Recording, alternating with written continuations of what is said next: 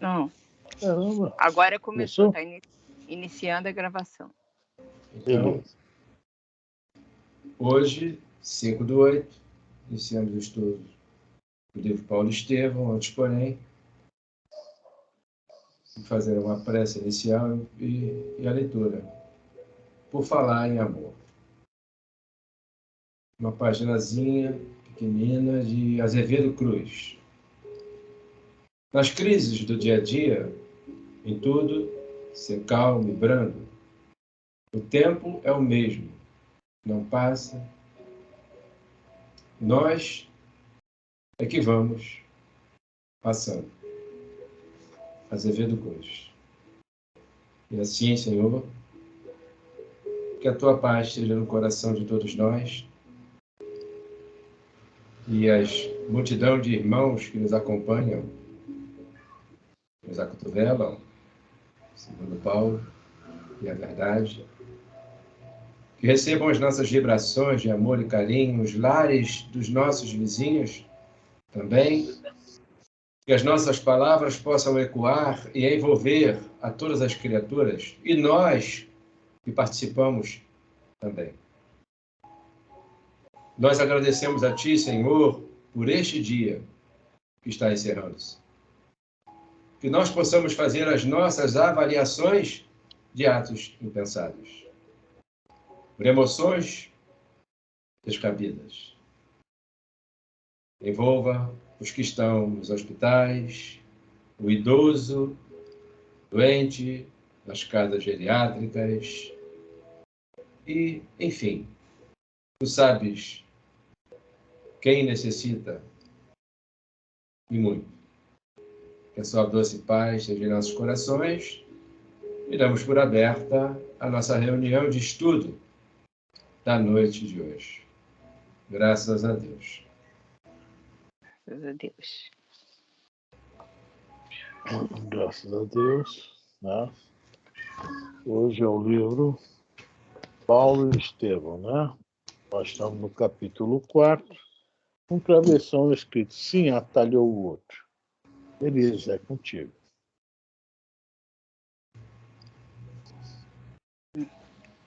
Cara, eu tinha marcado, sabe onde? Eu escutei o estudo e eu marquei assim, vem certificar-me da cura do meu... Ai, ai. É parecido com sim. Vim, sim. Ah, sim, é um pouquinho depois, é. Depois. Eu marquei... Então, deixa eu falar uma coisinha. Né? Quando o Sadoc fala para o Saulo, boa noite, São Roberto, saiu de novo, fala para o Saulo, né? Que vem sobre esse vim certificar-me da cura de um tio, né? O Saulo ali começa o processo dele de transformação, que ele, como isso, Sadoc, né? Digamos assim, né? E depois, né? Quando o Sadoc começa a explicar, né, ao Saulo sobre a casa do caminho, então eu falo sobre Estevão, sobre a casa do caminho, aí começa, né, o primeiro contato de Saulo com Jesus. Em cima, primeiro, o início da transformação, né? Casa do caminho, aí depois já vem ele conhecendo, né, Estevão, o que Estevão estava fazendo, etc., né? Aí começa aí o primeiro contato com Jesus. Processo de transformação, o primeiro contato com Jesus. E aí começa realmente o trabalho que é feito para que essa transformação lá na frente. Que quem leu Atos dos Apóstolos acha o quê? Que ele se transformou quando caiu do camelo e quem é o Senhor? Né? Saulo, por que me persegues? Não é nada disso. Ali foi o final do processo de transformação. Foi trabalhado nele. Uma pessoa muito inteligente, foi trabalhado nele e ele realmente, né, se deu por vencido. Não, realmente o certo é isso aqui. Mas vamos lá. Mas, Frane, só abrindo parênteses, a maioria das pessoas que leem o livro Paulo Estevão acham que a mudança, a transformação de Saulo em Paulo aconteceu na entrada de Damasco naquele momento. A maioria das pessoas não entendeu isso ainda. Até eu achava isso, até começar a estudar mais um pouco. A maioria acha isso, tá? É tipo milagre, tá? Boa noite, Consuelo, boa noite, primo, né? Tipo milagre, né? Todo mundo gosta do Boa milagre. noite a todos. Boa noite. Nós não vamos estudar que a partir de agora começa um processo. Agora Saulo vai se interessar pelo assunto, vai querer ir lá na Casa do Caminho conhecer o Estevão, tá? Vai falar uma coisa aqui muito interessante daqui a pouco, né? Vocês estão ensinando doutrinas novas dentro de Jerusalém, da casa de Deus. Então, ele vai falar daqui a pouco mais ou menos isso, né? Então a gente vê que aí começa. Ele foi cutucado, né? E ele vai lá ter o contato direto com Jesus, o primeiro contato direto. Em Estevão, na história da Casa do Caminho, foi o primeiro encontro. Agora ele vai ter, daqui a pouco ele vai ter o primeiro contato. E quando ele está no camelo indo para Damasco, ele vai pensativo, porque aqueles homens da Casa do Caminho carregavam com isso tanta paz, tanta serenidade. E eu que sempre fui seguidor da lei, né? Nunca tive. Poderia chamá-lo, olha só o que ele fala, que é uma coisa que a gente fala muito, muito interessante, que ele está lá, o Emmanuel coloca. Poderiam falar que eles são, né, burrinhos, entre aspas, né? São bons porque aquele caso do Ciro, do livro 50 anos depois, que o Ciro pergunta ao Emmanuel se o Ciro era bom mesmo, né? O Emmanuel fala, não, era expiação. Ele ali, o nível intelectual dele ainda era pequeno, por isso que ele era bom. Quando ele alcançou o nível intelectual mais alto lá no livro Renúncia, que é o Pollux, e lá o Padre Carlos, né? Ele já muda. Foi o índio que conheceu Coca-Cola e McDonald's, já muda. Não quer mais comer mandioca na selva, não. Tá? Então, a gente vai vendo esses processos de mudança. Tá? E o trabalho que é feito nesses processos. É um trabalho intenso. Tá? E ele está lá pensando nisso. Eu não posso falar que os caras são burrinhos, porque pô, tem um Estevão que o Estevão arrebentou com ele lá naquele bate-boca lá, que o Jesus falava para não haver esse tipo de contenda. O Estevão não queria também, mas ele abria a boca, o Estevão, opa, era aquela história, jogar futebol, né? De um lado o Pelé, de outro um cara que não sabe jogar nada, quer dizer, ia ser, né? O Pelé, não, era o Estevão, dando olé o tempo todo no Saulo, né? Quebrou Era ele, bem foi inteligente. quando... Hein? E quebrou ele quando falou de Isaías. Não, ele, naquele, Os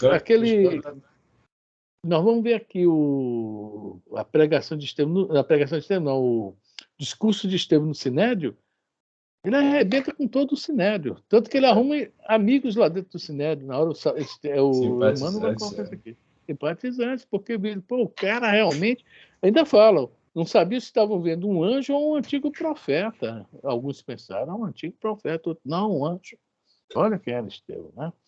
Mas vamos lá, vamos acompanhar o processo para a gente entender bem e entender também que não existe milagres, né? As coisas acontecem, né, dentro de um trabalho, né, tipo as doses homeopáticas, né? Lento, vagaroso, mas firme, né? Vamos lá? O Afrânio, Oi. a gente pode voltar no parágrafo que fala assim: e contou que um homem chamado Estevão, portador de virtudes sobrenaturais, pode? Cadê? Um pouquinho acima?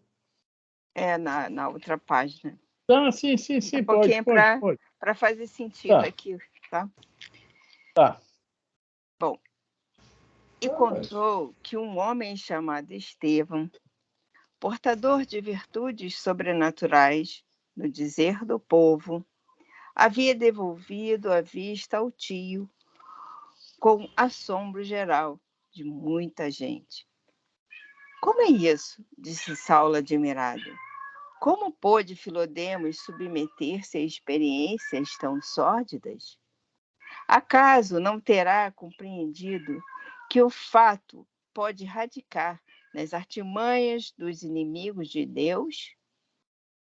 Várias vezes, desde que Andrônico me referiu o assunto, pela primeira vez, tenho ouvido comentários a respeito desses homens e cheguei mesmo a trocar ideias com Gamaliel, no intuito de reprimir essas atividades perniciosas.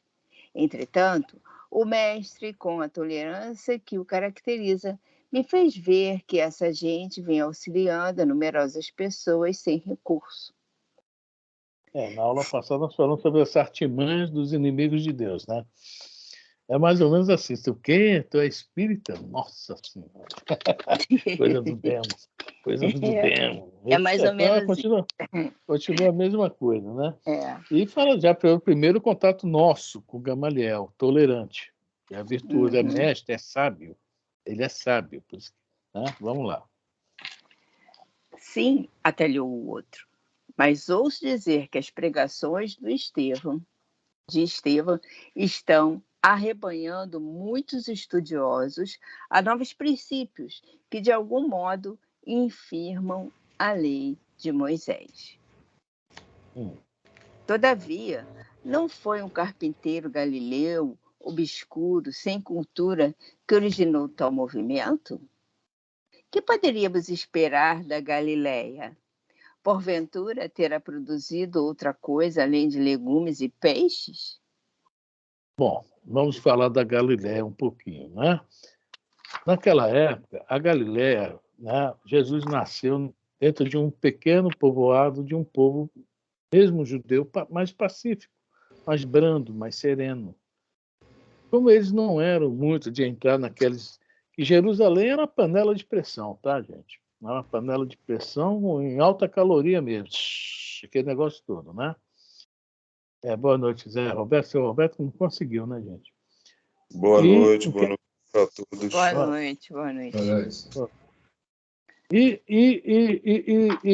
a Galileia, não, era paz, um povo pacífico. E o que acontece? Como eles não entravam nesse tumulto, tá? Nesse tumulto que os judeus tanto gostavam em Jerusalém, eles achavam que o Galileu era um povo assim à parte, um povo, né, morto, né? Tipo assim, mofado, né? Então, só acha de lá os legumes e as verduras. Peixe. E outra coisa, peixe, né? Peixe. Legumes e peixe.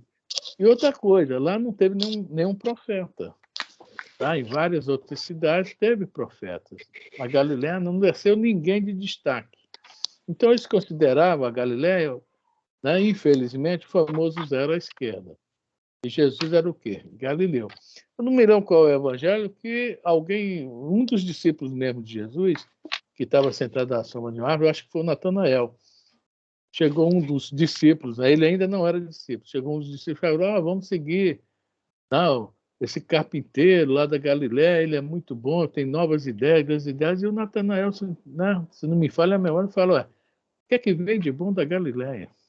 Então, isso era uma coisa, tá? Infelizmente, normal entre eles. E é onde Jesus escolheu para nascer, né? Justamente onde eles desconsideravam. Alguém que quiser falar, pode falar, gente. Peraí que meu livro fechou aqui, eu estou tentando. Pronto, já achei. O Roberto não conseguiu, né, gente? Poxa vida. Contudo, o carpinteiro martirizado tornou-se um ídolo para os sequazes. Procurando desfazer as impressões de meu tio, chamando-o à razão com a energia necessária, fui levada a visitar ontem as obras de caridade dirigidas por um tal Simão Pedro. É uma instituição estranha e que não deixa de ser extraordinária. Crianças desamparadas que encontram carinho, leprosos que recobram a saúde, velhos enfermos, desprotegidos da sorte, que exultam de conforto. Bom, mas os doentes? Não, só um instantinho, Alice. Agora vamos ver duas coisas aí. Em primeiro lugar, Gamaliel, na sua sabedoria lá na frente, vai falar, é aí que o judaísmo errou, tá? Quando ele fala sobre essa questão de velhos, crianças, né? Esse amparo. O judaísmo não fez não cuidou dessa parte, que Moisés deixou, que era para amparar, mas houve a preferência ao Vale dos Imundos, pegar essas pessoas e jogar para lá. Foi a preferência dos judeus, para não esquentar muito a cabeça, infelizmente, né? Mas uma coisa que está aqui que me chamou a atenção é essa palavra que é uma instituição estranha. Por que é uma instituição estranha? Eu vi na televisão, uns 20 anos atrás, inclusive eu tenho um livro aí que eu comprei, que se chama Viver de Luz. Até hoje, vocês já ouviram falar nisso, gente? Já. Já? Viver de Luz, a Jennifer, não sei o quê, uma australiana, né? Uhum. Até hoje, quando se comenta isso aí na rua, foge dos paradigmas, do que nós conhecemos. Essa mulher, veja bem, eu não sei agora, eu vi isso há 20 anos atrás, mas depois vi de novo, assim, tipo, uns 6 anos depois, ela veio no Jô também, tá? Eu vi uma reportagem, não me lembro qual programa, depois ela veio no Jô. Essa mulher parou de comer, ela se alimentava de orações, botava várias vezes por dia um algodão empapado de água na boca, tá? Isso, e luz solar, muita luz solar, que ela falava, né? Muita luz, muita vitamina D que nós estamos precisando aí. Então, é o seguinte, ela mudou os paradigmas normais nossos, que é de comer mesmo, né? Se alimentar mesmo pesado e tal. E né, quando ela foi entrevistada no Jô, ela falou que tem uma vida normal, e o pessoal saiu perguntando mesmo, você pratica esporte? Ela pratica. Faz sexo? Ela normal. Ela tinha uma vida normal. E fugia de todos esses paradigmas que nós hoje ainda estranhamos, veja bem. Imagine naquela época lá, né? O pessoal acostumado naquela olho por olho, dente por dente, chega alguém, não, tem que amar, tem que respeitar, tem que ajudar. O negócio muda totalmente, né? Os paradigmas, aquele que está formado dentro daquela coletividade, ficam abalados. E é difícil mudar isso. Demora um pouco, é abalado. Até o negócio ruir, é o caso desse viver de luz, deve ser o nosso futuro. Vamos pensar nisso. Então eu falo, vai no futuro perder as vísceras. Exato. A energia que tem no universo, tá? É abundante. E como diz os Espíritos lá no início da Evolução dos Mundos, né? É o hálito de Deus, é o hálito divino. Tá? O fluido cósmico não é tirado o fluido cósmico que Deus, né, nos coloca em tudo. Não é de lá que é extraído o nosso fluido vital. Será que, e no futuro nós não vamos viver, né, então, assim, sem precisar desse aparato todo, né, desse corpo físico todo? E no livro Os Mensageiros tem uma informação importantíssima. Nós esperamos 10 mil litros de nitrogênio por dia e só precisamos de 10 gramas. E nós só conseguimos comer o nitrogênio das plantas e um pouquinho também na carne dos animais, né, herbívoros, caso do boi também. Tá?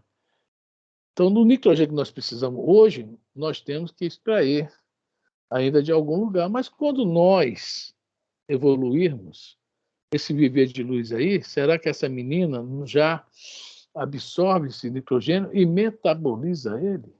É isso aí, não há mistério. Eu ia falar justamente isso, sobre o nitrogênio, que ela deve absorver. Eu nunca vi nenhuma... Eu sei quem é, já vi reportagem, mas nunca vi ela falando sobre isso. Mas o nitrogênio é muito importante para a gente, né?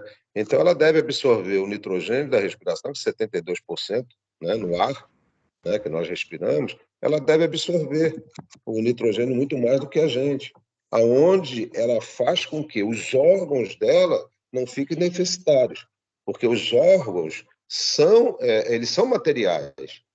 E se você não usar cada órgão do seu corpo, ele vai te trazer malefício num dia.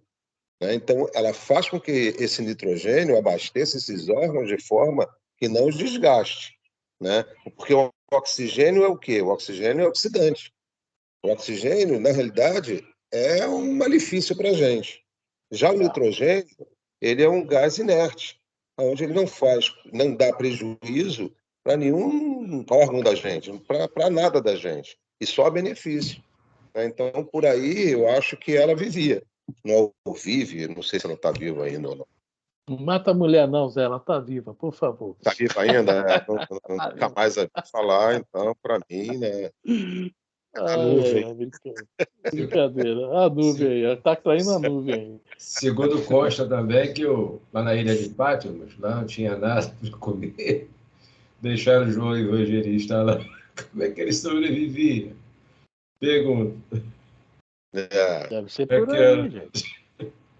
Deve ser por aí. Então, eu estou falando sobre essa questão aí, dessas novidades que chegam até a gente.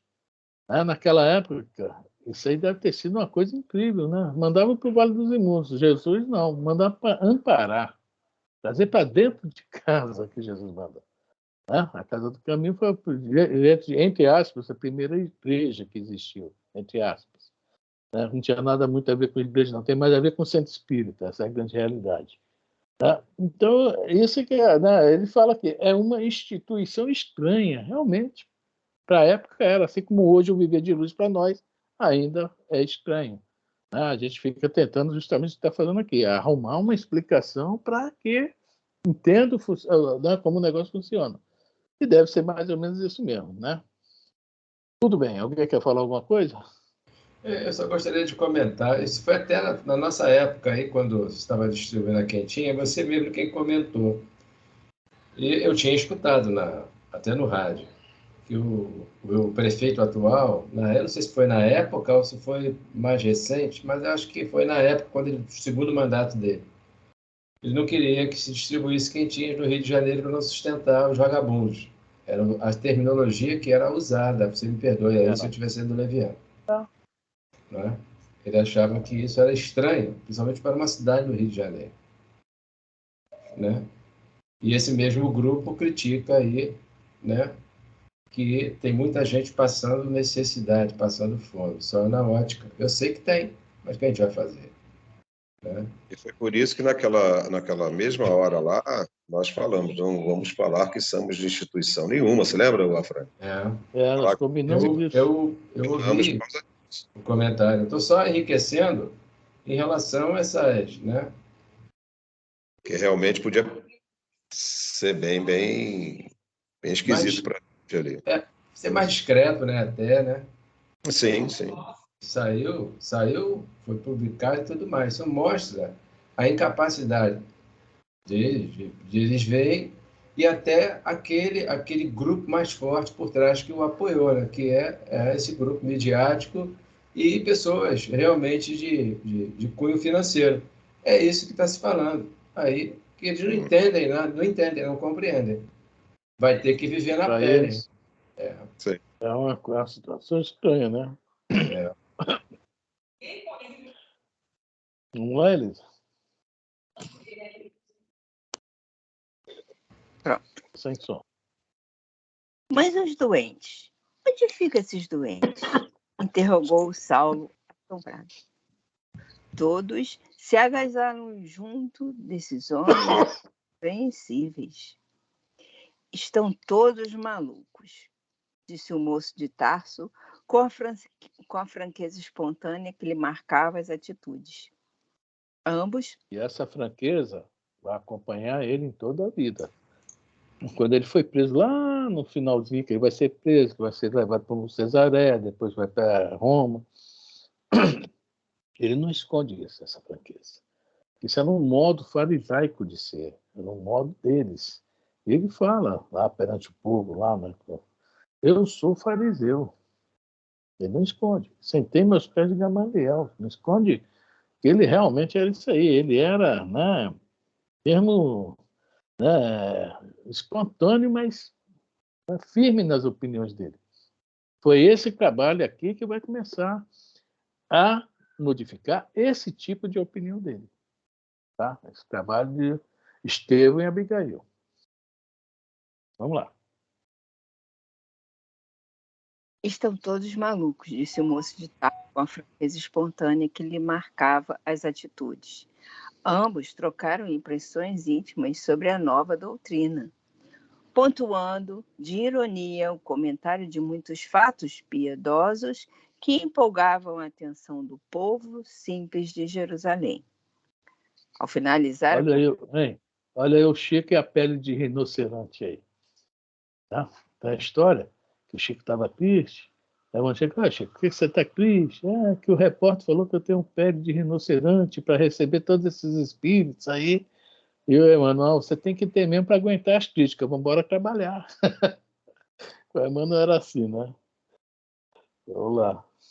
Ao finalizar a conversa, Sadoc acrescentou: não me conformo em ver os nossos princípios aviltados e proponho-me a cooperar contigo, embora esteja em Damasco, para estabelecermos a imprescindível repressão a tais atividades.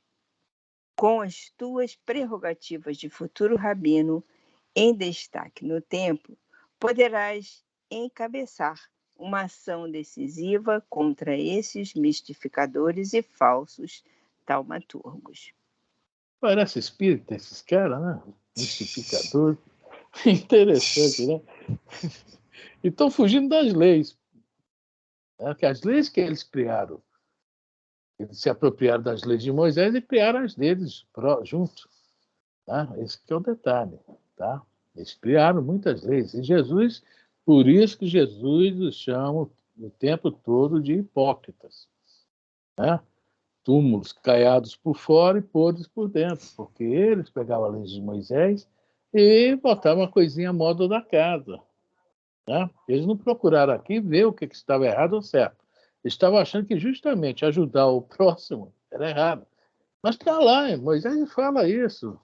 No Deuteronômio, se não me engano, capítulo 19, 18 a 19, ele fala amar o próximo, ou seja, ajudar o próximo. Está dentro do livro de Moisés. Quando Jesus fala, qual é o maior mandamento? Pergunta Jesus, ele fala, amar o próximo como a si mesmo, amar a Deus acima de todas as coisas, e ao próximo como a si mesmo, está no Antigo Testamento, tá? Isso Jesus não criou, não. A gente pensa que é Jesus que criou isso, não. Ele pega a lei de Moisés e mostra onde eles estão errando, e eles não aceitam. Aí, na parábola do bom samaritano, o que é que o doutor da lei fala lá? E quem é meu próximo? Para ele, o próximo dele era quem era fariseu, era saduceu, era doutor da lei, escriba. Não aceitava os outros como próximo. Por isso que Jesus coloca na história o bom samaritano, que era o povo que eles tanto odiavam. Né? Porque havia mistura de raças. Os samaritanos se misturaram com outras raças. E os judeus não. Olha só, quanta intriga que havia, né? O negócio.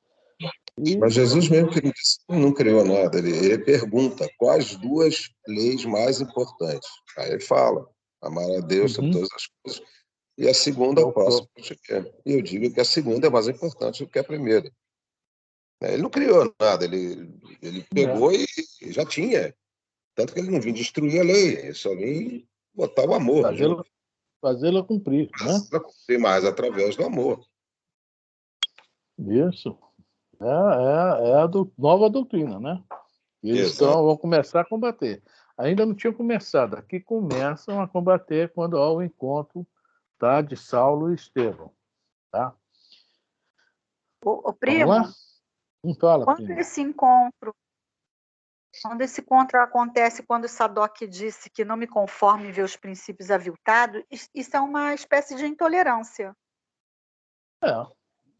Porque ele não estudou a nova doutrina. Né? Então, é uma intolerância religiosa. Sim. Porque ele não aceitava que os outros tinham outra crença. Então, isso é uma intolerância religiosa. Eu trago para os dias de hoje. Sim. Eu não aceito, então eu vou quebrar tudo, eu vou destruir, eu vou tacar fogo, eu vou fazer com que a minha religião prevaleça. Isso. Estamos vendo isso hoje. Por isso que na semana passada eu te perguntei se eu poderia ter um olhar de Paulo, não a Saulo, a gente está falando do Paulo. Não, do Saulo, né? A gente está falando do Saulo, eu não estou falando do Paulo. Se eu poderia ver um pouco de fanatismo em Saulo, devido a essa intolerância. Me lembro. Eu ainda falo que o Saulo não era intolerante. Ele era um cara que ele vai falar isso lá para Zacarias, o padrasto da Abigail, né? Ele fala mais ou menos, deixa eu ver, está aqui no livro, é mais na frente, ele fala sobre essa questão de eu defenderei a lei até o fim. Ele fala, vou perseguir Ananias, eu defenderei a lei até o fim. Aí Zacarias corrige ele, fala, engraçado, eu conheço também a lei, e em lugar nenhum da lei fala que a gente tem que perseguir os nossos benfeitores. Quebrou ele ali no negócio, né? Ele sabia que o Ananias foi benfeitor da Abigail, mas o negócio dele era as leis, né? E como ele seria o futuro rabino, coisa que nós não temos nem ideia de que era o futuro rabino naquela época, seria o primeiro-ministro de Israel hoje, né? O cara que realmente, né? E ele estava adquirindo esse cargo através da capacidade dele. Capacidade. E né? Interesse pessoal. Interesse pessoal. E os judeus também queriam ele. Né? Não seria o interesse nas leis, né? Seria o interesse pessoal, como o Jorge falou. Ele queria ser o primeirão lá. O interesse era extremamente pessoal. Não nas leis. Mas ele precisava do apoio de todos, que inclusive ele fala, quero botar Roma e Atenas aos nossos pés. Então, o Saulo era um cara assim que queria... Ele queria o poder, né? Qualquer coisa. Ele queria isso. Impor a lei. Ele queria que todo mundo... Que realmente era a única lei que existia na época. Não existia outras. Eram as leis mesmo. Qual foi a outra? O povo, mas desde que ele tivesse no poder, né, Afrânio? Porque ele queria subjugar a todos. Não, o que eu estou pensando aqui é que ele não tinha interesse nenhum na lei. Ele tinha interesse no poder, né? Não, ele tinha interesse na lei. Ele queria o poder para pregar a lei. Ele já falou aqui atrás, um pouquinho atrás, ele já falou isso. Quero ver Roma, que é aqui mesmo, deixa eu ver. Aqui, lá no início, na estrada de Jope, no início do capítulo aqui, ele fala, e no coração a lei, sempre desejoso de submeter Roma e Atenas aos nossos princípios. Ele queria o poder, não era por causa somente, ele queria o dinheiro, tanto que ele fala também que havia um grande... Né? Mas o maior interesse dele eram as ideias da lei, impor as ideias da lei. Tá? E não importava o meio que ele fosse utilizar. Isso. Então, é tolerante para mim e continua sendo, Saulo. Bom, cada um, vocês podem pensar como intolerante. Eu estou vendo ele como um homem que quer, assim, de qualquer forma, fazer algo. Né? Para ele, veja bem, ele não estava colocando as leis porque ele ia tirar vantagem. Ele queria que as leis servissem, naquela época, para a humanidade toda. Mas que realmente era o melhor, só que não... Mas eu não estou entendendo o seguinte, se você diz que a lei já estava escrito, amar a Deus sobre todas as coisas e o próximo como a ti mesmo, né? Ele, como bom entendedor da lei, ele sabia disso. Né? E ele passava por cima disso. Passava porque ele achava que a pessoa é uma nova doutrina que estava fugindo da lei. Tem sempre uma brecha, né? Aí exatamente, ele cria as brechas. Toda tudo bem, regra mas tem não, exceção, veja né? bem, Então, toda exceção ele não tem regra. Não, veja bem, conselheiro, ele não está interessado em ser o rabino e ser o chefão por outro motivo a não ser a defesa das leis. Esse que é o problema. Ele não está... Né? Aí ele vai se usar de vários métodos realmente duros para defender as leis, tanto que Estevão, na hora do apedrejamento, fala que ele defendeu Moisés assim, olha só, Estevão elogia ele ainda, tá? O Estevão morrendo apedrejado por ordem dele, está aqui no livro. Se ele defendeu Moisés assim, imagine quando conheceu Cristo, está aqui no livro. Ele não critica isso de Saulo. Deixa eu ver que página que está aqui. Está mais à frente. Enquanto você vai vendo aí, vou dar só um pitacozinho. Pode falar. Independente desse interesse pessoal, quer dizer, o interesse dele é porque o Moisés foi quem trouxe eles se baseavam nos 10 mandamentos. Não é? Então, tudo que extrapolasse Que a visão era aquela, né? Que é Extrapolasse a disso. concepção. Oi? Tudo extrapolasse disso. Extrapolasse disso, né? E além disso, além dessas leis, porque tinha-se as tábuas, né, das leis de Deus, e tinha a legislação, que era vários itens promulgados por Moisés, e que o judeu também, né, que era lei que eles legislavam. Então, qualquer ato inconsequente que se burlar, que na ótica dele estava burlando, por exemplo, no caso, o caminho pessoal, aí ele, né, ele entendia isso. Aí ia para cima. Eles foram fortes para cima lá do pessoal do caminho. Mas agora você vê por falta de conhecimento. Agora você vê uma coisa aí, duas leis, né? Amar o Deus sobre todas as coisas e o próximo a ti mesmo. Quem veio dizer que o próximo a ti mesmo seria a lei melhor foi Jesus. Para eles, Deus era o primeiro. Exato. O próximo a ti mesmo depende do que eles achavam, né? O que era o próximo. Agora, Deus não. Deus era a primeira lei. É o que está escrito lá. Amará o Senhor teu Deus acima de todas as coisas. Ainda tem mais uma outra coisinha e tal. Aí Jesus diz assim, e eu acrescento ao próximo como a si mesmo. Isso ele acrescentou nas leis, né, do velho. Né? Ele acha que acrescentou justamente por causa dessas perseguições. Exatamente, por causa dessas perseguições. Exatamente. Já antevendo isso de futuro, porque Jesus é, né, uma entidade, vamos dizer assim, visionária. Sim, sim. É na hora que ele, a Abigail se apresenta, fala meu irmão, né? E eu não estou achando a morte de Estevão, mas o capítulo, quer dizer, eu não estava preparado para isso, né? Porque o nosso olhar hoje, do mundo de hoje, é muito assim, muito rigoroso. Ou é tolerante ou é intolerante, né? A gente tem que entender que tem pessoas que têm ideais e não abrem mão desse ideal, né? Não abre mão do ideal. E ele foi um desse. Né? Se ele fosse vendedor, ele ia ser aquele cara mais chato do mundo querendo vender. Né? Ele ia ser aquele cara. Eu estou vendo aqui a morte de Abigail. Aqui, achei. Achei já. Mas isso é No fanatismo, livro velho, né? no olhar de hoje, é. É isso que a gente não entende. Nós estamos no olhar do século XXI. Estamos num momento de transição que tudo agora, entendeu? É isso, é aquilo outro. Nós não estamos pensando mais, a verdade é essa. Tá? Nós não estamos mais raciocinando, não. Tudo agora é ponta de faca.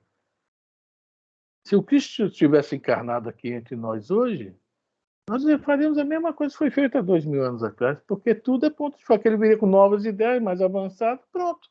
Nós mesmo, espírito, iam condená-lo. Essa é a grande realidade. Aqui, na página 160 do livro velho, 160. Tá? Tá o Estevão, alguém tem essa página aí? Pode ler? Tá? O moribundo contemplou sem ódio, bem no meio da página, e acentuou. É Estevão falando.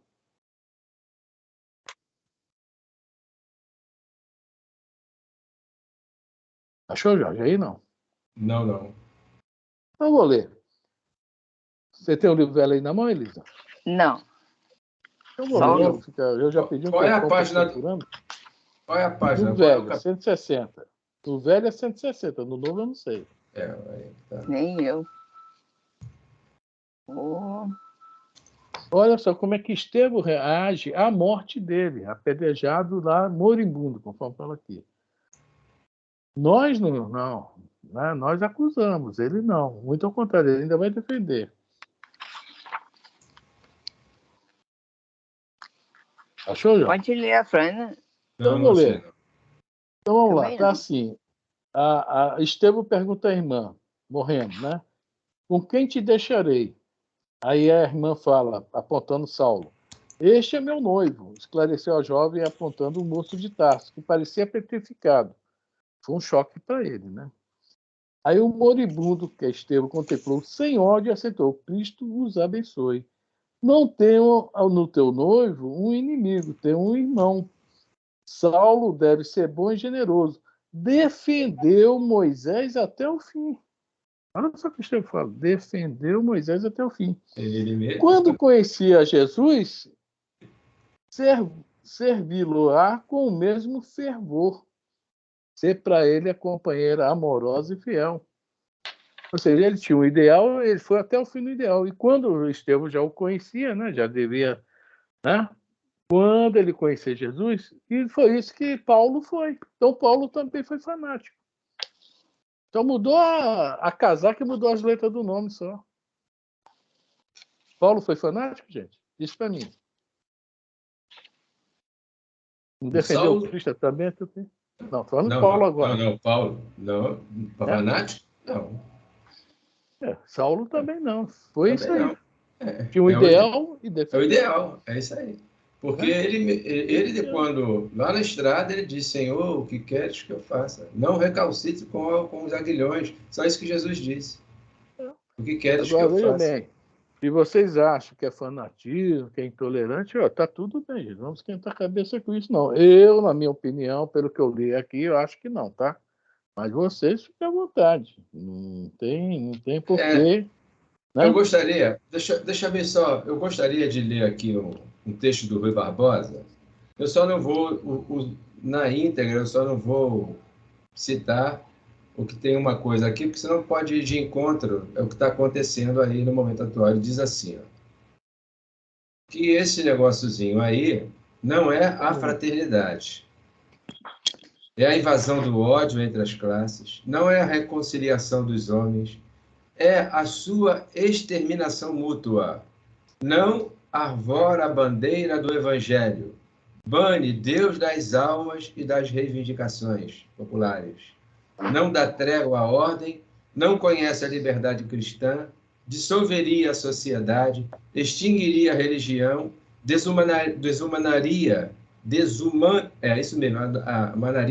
a humanidade, subverteria, inverteria a obra do Criador, Rui Barbosa. Ele comenta isso porque esses ares que está ocorrendo agora, né, aqui no Hemisfério Sul, no mundo afora, o Rui Barbosa já tinha ter visto isso. Tá? Desculpe aí eu estou colocando isso aqui porque muitos desses que chegam com ideias ideológicas, e essas ideias ideológicas são subterfúgios.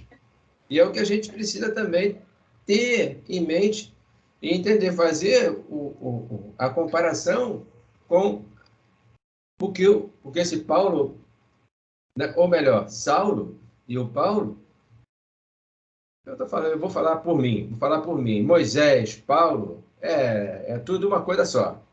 Só que corpos diferentes, em tempos diferentes. Deixou um legado que é para a gente raciocinar, meditar. E aí vai. Desculpem aí. Só eu falei asneira. É isso aí. Bom, fica aí a critério. Quem achar que é, quem achar que não é, não é. Vamos embora. Bom, vamos lá. Sem dúvida, respondeu Saulo. Prontifico-me a executar todas as providências que o caso requer. Até agora, a atitude do Sinédrio tem sido da máxima tolerância. Mas farei que todos os companheiros mudem de opinião e procedam como lhes compete, em face dessas investidas que estão a desafiar severa punição.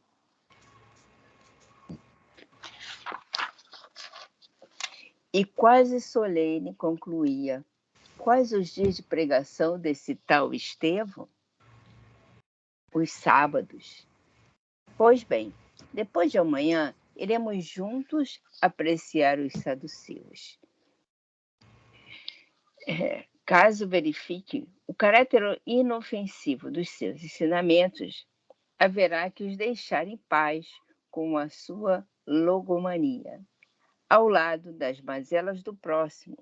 Mas, caso contrário, pagarão muito caro a audácia de ofender nossos códigos religiosos na própria metrópole do judaísmo. É isso aí. Aí é. Ele sentiu que estava ferindo a lei, não era ele, não. Ele não. Né? Era a lei não podia, a lei era intocável. Ele venerava a lei para ele, eu acho que para ele não era Deus, era a lei, que era, né? A própria lei era Deus, pelo que dá a entender. Né? Mas é isso aí. Né? Alguém quer comentar?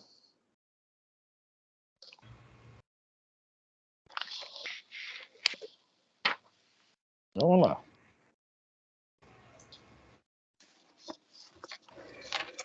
Ainda por longo tempo, comentaram os fatos sociais, as tricas do farisaísmo a que pertenciam, os sucessos do presente e as esperanças do porvir. Ao cair da tarde desse mesmo dia, a biga elegante de Saulo de Tarso atravessava as portas de Jerusalém, tomando a direção do porto de Jope. O sol ardente, alto ainda no horizonte, enchia o caminho com a sua luz muito viva. O semblante do jovem doutor da lei irradiava uma alegria louca, ao trote largo dos animais que de quando em vez passavam a galopar. Recordava satisfeito o esporte a que se afeiçoara na cidade natal, tão ao gosto grego em que fora educado, graças à solicitude paterna. Olhos fixos nos cavalos árdegos e velozes, vinham-lhe à mente as vitórias alcançadas entre os parceiros de jogos na sua descuidosa adolescência. Aqui é mais um pouquinho de Saulo que meu irmão está mostrando para a gente, né? Playboyzão, com a Ferrari da época, né? Tal, botava pega, ganhava o pega, está falando aqui, não é isso? Né? Agora, o Emmanuel coloca uma coisa bem aqui, né? Recordava satisfeito o esporte a que se afeiçoara na cidade natal, Tarsus, né? Tão ao gosto grego em que for educado. O Emmanuel faz questão de colocar isso aqui para a gente lembrar que haviam 3 faculdades no mundo, já fomos comentado isso, né? Alexandria, Atenas e Tarsus. Ele estava lá na Cilícia, que hoje atualmente é Turquia, mas foi educado ao molde grego, pelos mestres gregos que estavam fugindo do Império Romano. Foi para lá.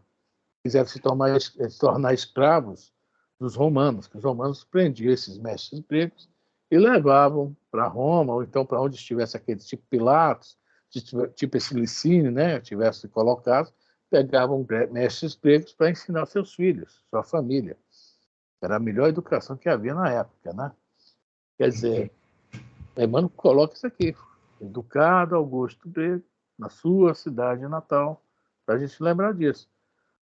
Aí a gente lembra de outra coisa, né, sobre Alexandre, que Alexandre, onde ia, fundava uma escola, que é chamada Sátapa, né, uma Sátapa. E os gregos, os macedônios, morriam de raiva.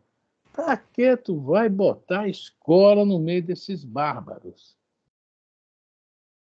Mas alguns desses bárbaros aprenderam o idioma grego.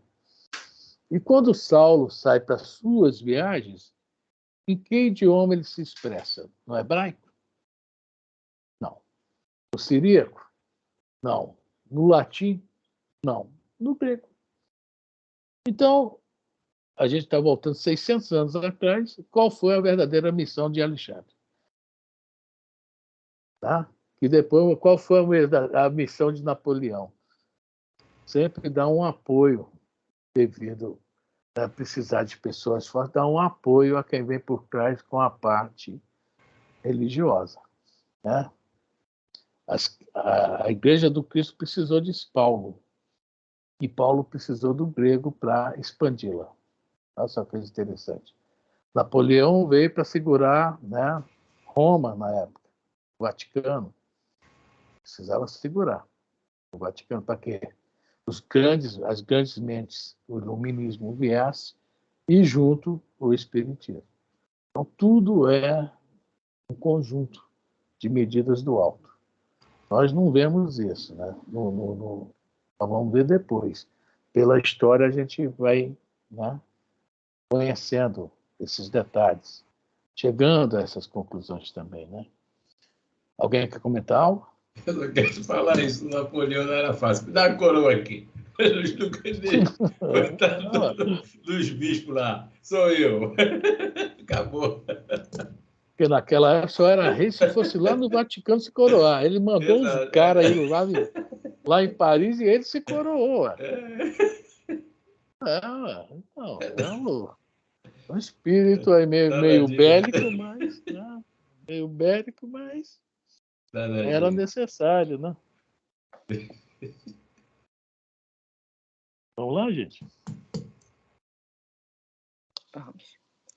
Poucas milhas distante, erguia-se uma casa confortável, entre grandes tamareiras e pessegueiros em flor. Em torno, grandes plantações de legumes, ao lado de tênue fio d'água, inteligentemente aproveitado em extenso horto.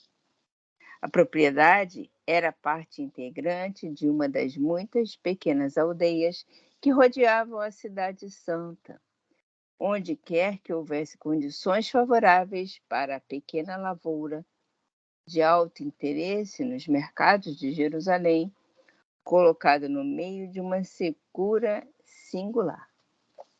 Era aí que Zacarias se instalara com a família para recomeçar a vida honesta. Ruth e Abigail procuravam ajudá-lo no seu nobre esforço de homem ativo e trabalhador, cultivando frutos e flores e, com isso, aproveitando toda a terra disponível. Agora nós estamos encontrando com a Abigail, a irmã de Jesiel, né? Que é o atual Estevão, né? Agora a irmã já vai nos trazer o que aconteceu com esse casal e ela depois daquela fuga de Corinto, né? Vamos lá. Deixando Corinto, o generoso israelita encontrou grandes dificuldades, até que desembarcou em Cesareia, onde se lhe esgotaram os últimos recursos. Alguns conterrâneos, entretanto, o apresentaram a conhecido patrício romano, grande proprietário na Samaria, que lhe emprestou avultada soma, recomendando-lhe aquela zona de Jope, onde poderia arrendar-lhe a propriedade de um amigo. Zacarias aceitou o auxílio e tudo ia às mil maravilhas. Olha só, isso nós vamos ver lá na frente, esse tipo de investimentos, de comércio que era muito normal naquela época. Quando Paulo vai para o oásis de Dan, lá no deserto, o oásis, ele vai se utilizar da profissão de tecelão, né? E para estudar o evangelho com mais, né, profundidade. O Estevão precisou ler o evangelho, já sabia tudo. O Paulo, mesmo com toda a capacidade, teve que ficar 3 anos, né, isolado do mundo para aprender o evangelho. É interessante isso, né? E era assim, mais ou menos, que funcionava a coisa, que é uma coisa interessante. Como é que um romano empresta um dinheiro para alguém? Não, ele não emprestava assim, era um investimento. Assim como o irmão do Gamaliel, né, dava o material para o pessoal ia para os lugares que eles mais, né, gostassem, fazia, né, as tecelagens, né, fazia os tapetes, as tendas, e voltava, e aquele produto era todo vendido para o próprio financiador, né, o financeiro, era vendido para ele que distribuía. Então ele ganhava de um lado e ganhava de outro. Que a gente lê isso aqui e pensa logo, pô, esse cara é gente boa, esse é um romano. Não é bem assim. Ele ganhava de todos os lados, né? Alguém quer comentar alguma coisa? Isso é coisa do judeu, né? Aquele negócio de jurinho, né? Fenícios na época, né? Os grandes. Até hoje isso existe, não mudou muito não. Não mudou não. A venda de legumes e frutas, bem como a criação de aves e animais pesados, compensavam-lhe as fadigas. Embora distante de Jerusalém, tivera ensejo de visitar a cidade mais de 3 vezes, sendo que, sob o amparo de Alexandre, parente próximo de Anás, conseguira incluir-se entre os negociantes privilegiados que podiam vender animais para os sacrifícios do templo. Olha a outra letrinha do Emmanuel. Negociantes privilegiados tinham que ter a licença para vender coisas no templo, né? Animais, ou seja, qualquer coisa. Aquelas banquinhas que tinham lá no templo, tá? Só entrava o pessoal que era da... Tá? É tipo, parece que tem uma igreja aí em certo lugar aqui perto, que eu fui conversar com a moça do acarajé. Não, a gente paga R$40 por noite para deixar a barraquinha aqui na porta da igreja. Mais ou menos isso, tá? Não mudou muito, não. O bom foi do acarajé, gostado que eu fui comer lá, ó, já tem uns anos atrás. Então, isso aí é uma coisa que existe ainda hoje, né? Os privilegiados, porque realmente é que nem um shopping, né? Quem está no shopping tem venda certa, o shopping tem propaganda, tem atrativos, né? Tem segurança, enche, né? Tem venda certa, mais ou menos igual. Não mudou muito, não. E como ele conseguiu isso, logicamente, quem conseguia isso, a vida, né, melhorava. Melhorava e muito, né? Alguém quer comentar? Ninguém está montando um negocinho desse por aí, não, gente? Eu não sei o que é mais. A Elisa acho que ia montar, mas desistiu. Auxiliado por amigos influentes do estofo de Gamaliel e de Saulo de Tarso, que se emancipara da condição de discípulo para graduar-se em autoridade competente no mais alto tribunal da raça, pudera resgatar grande parte de suas dívidas, caminhando vertiginosamente para uma bela posição de independência financeira no país natal. Ruth regozijava-se com a vitória do marido, secundada por Abigail, em quem encontrava dedicação, afeição de verdadeira filha. Então, aqui está outra informação. Saulo de Tarso, que se emancipara da condição de discípulo para graduar-se em autoridade competente no mais alto tribunal da raça. Tá? E eles é uma coisa interessante, né? E nosso lar, né? Bom, esse sistema vem de outros orbes, não é daqui da Terra. Perguntaram a Chico, né, sobre como seria lá a organização administrativa, né, digamos assim, não sei qual nome posso dar, de Jesus. E ele fala, Jesus tem 12 ministros. Né? Os 3 já reencarnaram entre nós. Krishna, Buda e Sócrates. Palavras de Chico. Tá? São 3 dos ministros dele que estiveram entre nós. E a gente vê que realmente eram 3 espíritos bem diferenciados de nós. Tá? E, quer dizer, o que dá a entender, por exemplo, nosso lar. Né? Nosso lar tem um governador e 12 ministérios. Cada ministério tem um ministro e 6... Não, 6 ou é 12 auxiliares? Agora eu me perdi. 12 auxiliares, né? Acho que é 12 auxiliares. Tem um ministro e 12 auxiliares. Então, essa organização é interessante, que os judeus seguiam. Tá? O Sinédrio tinha lá o rabino, mas tinham os 12 sub-rabinos que eram assessorados por outros tantos sub-rabinos. É a mesma organização, né, que é interessante sobre essa questão de Jesus também usar isso. Ou seja, Jesus, como é nosso irmão mais velho, logicamente isso já vem dele há bilhões de anos, né? Então isso já vem de outros esquemas, né? Fran, o horário está indo, deixa eu só fazer só uma colocação. Agora que eu estou vendo. A Caminho da Luz, você está me fazendo lembrar do Caminho da Luz. No Caminho da Luz tem uma passagem, não me lembro qual a página, um capítulo lá, em capítulos,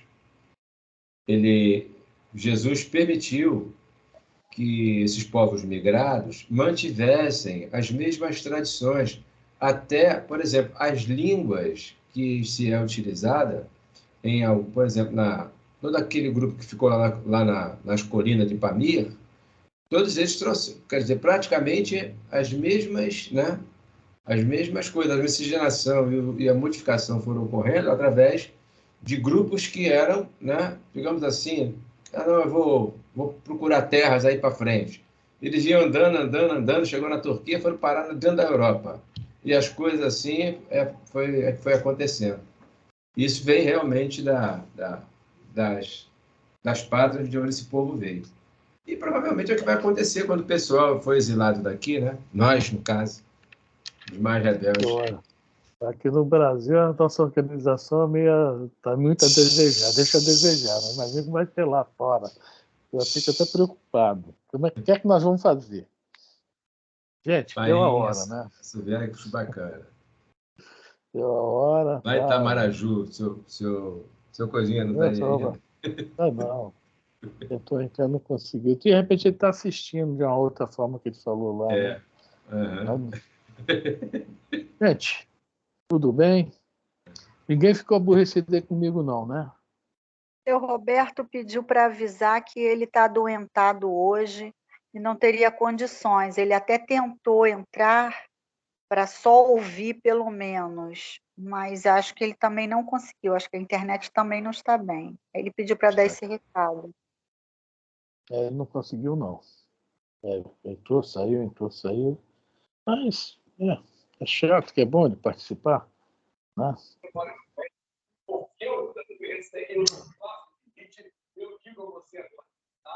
Zé, quer falar alguma coisa? Não, tranquilo. Eu vou ter que sair, que eu vou ter que dar um remédio pro meu pai aqui. Não, vai lá. Fiquem com Deus. Bom final de semana, tudo de bom para vocês, tá? Valeu aí. Valeu, meu. Um abraço, Zé.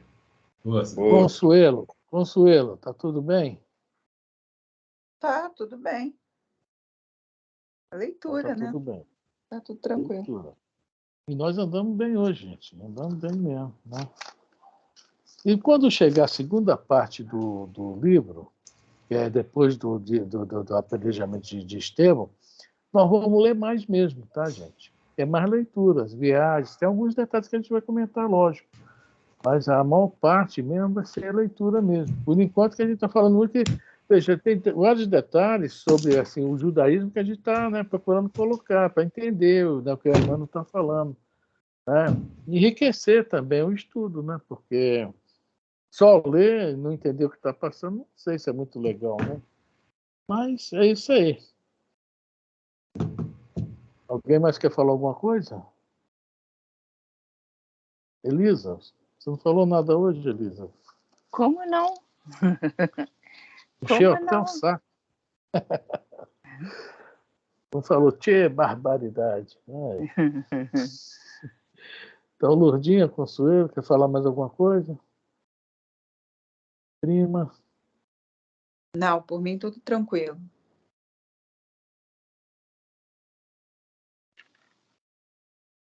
Parei a gravação.